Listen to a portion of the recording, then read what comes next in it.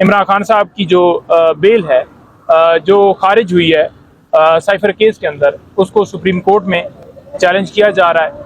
और हम जो है वो इस्तदा करेंगे सुप्रीम कोर्ट से कि as a matter of right ये बेल होनी चाहिए। पहले भी कोई जवाज़ नहीं था नीचे ट्रायल कोर्ट में या हाई कोर्ट में, बगैर किसी रीज़न के हम आज बेसिकली इमरान खान साहब की जो वाइफ हैं बुशरा बीबी साहबा, उनकी तरफ से पटिशन हमने इस्लामाबाद हाई कोर्ट में दायर की थी, जिसमें हमने ये गुजारिश की थी कि ये जो ऑडियो लीक की जाती हैं, फ़ोन टैप किए जाते हैं, घरों में डिवाइसेस लगाई जाती हैं और ये जो सिलसिला शुरू से चलता आ रहा है, लोगों को ब्लैकमेल किया जाता है, फिर वही ऑडियो जो हैं वो लीक कर कर चैनल्स को दे दी जाती हैं और फिर जो है FIA नोटिस भेजता है जनाब के आप आ जाएं और इसका जवाब दें।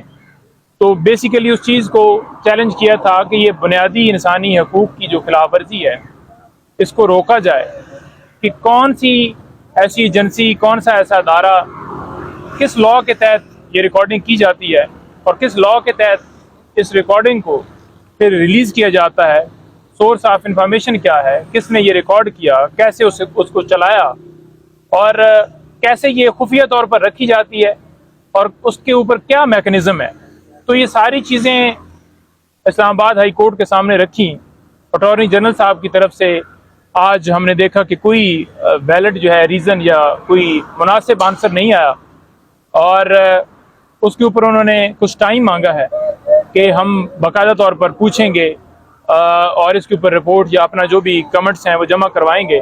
अदालत ने बड़ा वाज़ेह कहा कि आप प्राइम मिनिस्टर ऑफिस से या कैबिनेट से इसके ऊपर बाकायदा तौर पर जो है वो डिस्कस करें और इसके ऊपर एक बाकायदा फ्रेमवर्क होना चाहिए। ये कोई तरीका नहीं है कि आप एक प्राइम मिनिस्टर जो है उसके ऑफिस की ऑडियो लीक करते हैं, रिकॉर्ड करते हैं और फिर ब्लैकमेल किया जाता है। तो इमरान खान साहब के ऑफिस जब वो प्राइम मिनिस्टर थे तो वहाँ पर ऑडियो जो है वो लीक की गई। इसी तरह बीबी साहिबा और साबिक जो चीफ जस्टिस, उनके आगे ख़ानदान और सारे लोगों की वो लीक की गई, नजम साकिब की लीक की गई। तो ये सारा सिलसिला जो है ना इसको बंद करना चाहिए।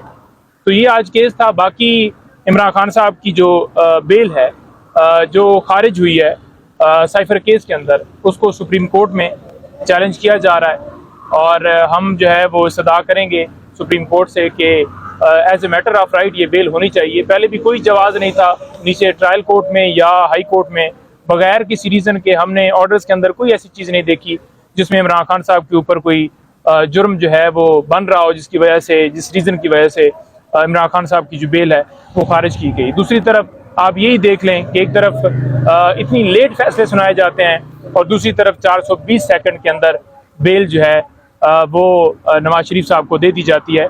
तो ये जो इंसाफ का दौरा म्यार है, दौरा निज़ाम है, अदालतों के ऊपर इम्तिहान है और अदालतों को खड़ा होना पड़ेगा और इसके ऊपर स्टैंड लेकर फैसले देने होंगे। जी। अच्छा पंजोता साहब, एक तो ये बता दें कि जो पार्टी के रहनुमा हैं वो छुपे हुए हैं और दूसरे नंबर पे जो वकला हैं वो केसेस के अंदर मसरूफ हैं, लेकिन इलेक्शन कमीशन जो है वो इलेक्शन की डेट दे रहा है। तो आप कंपेन करेंगे या फिर अदालतों के अंदर जो मुकदमात हैं इनका सामना करेंगे? देखें बात यह है कि जितने केसेस बोगस बनाए गए हैं, लॉयर्स जो हैं उनका बिल्कुल बेहतरीन तरीके से दिफा कर रहे हैं। अभी भी सलमान सफदर साहब इस बेल वाले मामले को ऊपर लेकर जाएंगे। क्वेश्चन में आई थिंक खुसर साहब होंगे और उसके साथ साथ सलमान अकरम राजा साहब भी इसी साइफर केस के अंदर हैं और भी दीगर वकला अंगेज हुए हैं। तो इंशाल्लाह ये लीगल जंग है हमारी और इंशाल्लाह जारी रहेगी, लेकिन क्योंकि सबको पता है कि ये पॉलिटिकल केसेस बनाए गए हैं, झूठे केसेस हैं, कोई केस के अंदर जान नहीं, कोई ऐसा केस नहीं है जिसमें कोई ऐसी चीज़ हो। लिहाजा जो इलेक्शन की बात है, इलेक्शन की हवाले से बाकायदा तौर पर जो पार्टी है वो अपना काम जारी रखे हुए है और उसके ऊपर अपने उम्मीदवार वो देंगे और दूसरे नंबर पर जो लॉयर्स को टिकट मिलेंगे वो डेफिनेटली अपने हलकों से इलेक्शन लड़ेंगे और पूरी कैंपेन भी करेंगे। अब देखते हैं कि किस किस को टिकट मिलता है, कौन कौन अप्लाई करता है, ये सारी चीज़ें मैटर करेंगी। सर आप खुद टिकट के लिए अप्लाई करेंगे?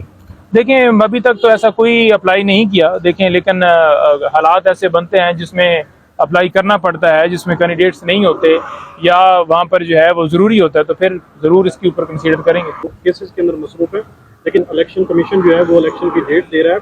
तो आप कंपेन करेंगे या फिर अदालतों के अंदर जो मुकदमात हैं इनका सामना करेंगे? देखें बात ये है कि जितने केसेस बोगस बनाए गए हैं, लॉयर्स जो हैं उनका बिल्कुल बेहतरीन तरीके से दिफा कर रहे हैं। अभी भी सलमान सफदर साहब इस बेल वाले मामले को ऊपर लेकर जाएंगे। क्वेश्चन में आई थिंक खोसा साहब होंगे और उसके साथ साथ सलमान अकरम राजा साहब भी इसी साइफर केस के अंदर हैं और भी दीगर वकला अंगेज हुए हैं। तो इंशाल्लाह ये लीगल जंग है हमारी और इंशाल्लाह जारी रहेगी। लेकिन क्योंकि सबको पता है कि ये पॉलिटिकल केसेस बनाए गए हैं, झूठे केसेस हैं, कोई केस के अंदर जान नहीं, कोई ऐसा केस नहीं है जिसमें कोई ऐसी चीज़ हो। लिहाजा जो इलेक्शन की बात है, इलेक्शन की हवाले से बाकायदा तौर पर जो पार्टी है वो अपना काम जारी रखे हुए है और उसके ऊपर अपने उम्मीदवार वो देंगे। और दूसरे नंबर पर जो लॉयर्स को टिकट मिलेंगे वो डेफिनेटली अपने हलकों से इलेक्शन लड़ेंगे और पूरी कैंपेन भी करेंगे। अब देखते हैं कि किस किस को टिकट मिलता है, कौन कौन अप्लाई करता है, ये सारी चीज़ें मैटर करेंगी। सर आप खुद टिकट के लिए अप्लाई करेंगे? देखें अभी तक तो ऐसा कोई अप्लाई नहीं किया, देखें लेकिन हालात ऐसे बनते हैं जिसमें अप्लाई करना पड़ता है, जिसमें कैंडिडेट्स नहीं होते या वहाँ पर जो है वो ज़रूरी होता है, तो फिर ज़रूर इसके ऊपर कंसीडर करेंगे।